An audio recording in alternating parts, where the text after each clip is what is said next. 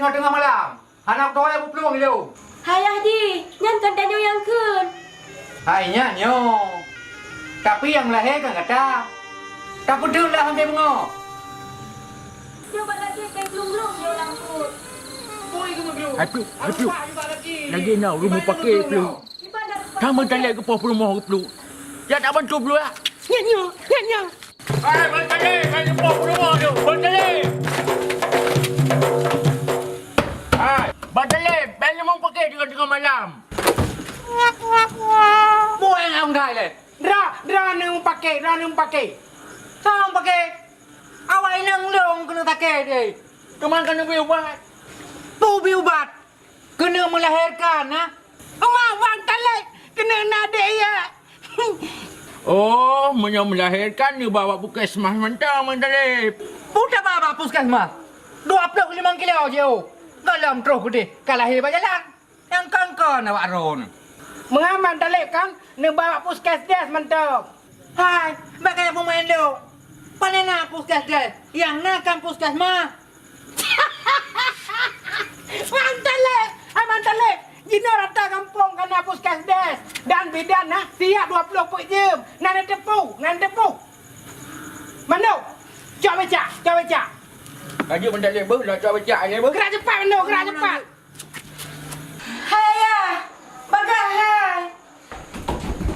Kena hai. Hai tak sabar lah tak apa. Mana kaya coba becak ya.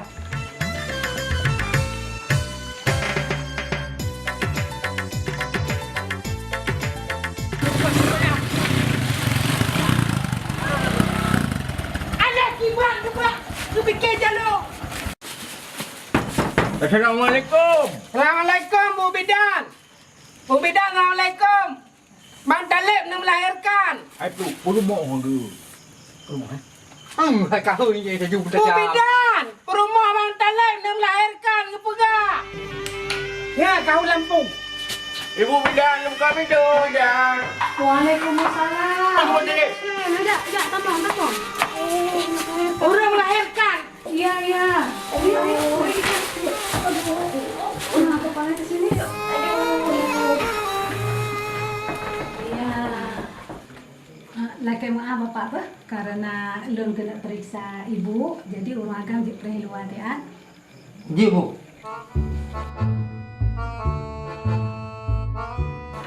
Maira nak pulang. Renang, Bu. Untung nak orang drone yang mentulung. Pihak nak kamu kerak lu. Dah benar piro nak hendak pegah karahan pateh. Awan Talib. Jino nak mandum kampung karena puskesmas. Supaya menyenau orang melahirkan malam-malam, hana lepe hari abak puskesmas. Hai pelu, ulang puskesmas. Dia ngagampung ke tanya pelu. Payah batabah malam-malam ah. Maka supaya pelayanan kesihatan matang masyarakat, pemerintah tanya kebangunlah puskesmas.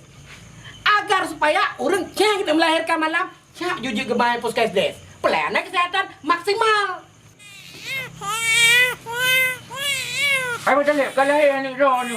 Alhamdulillah.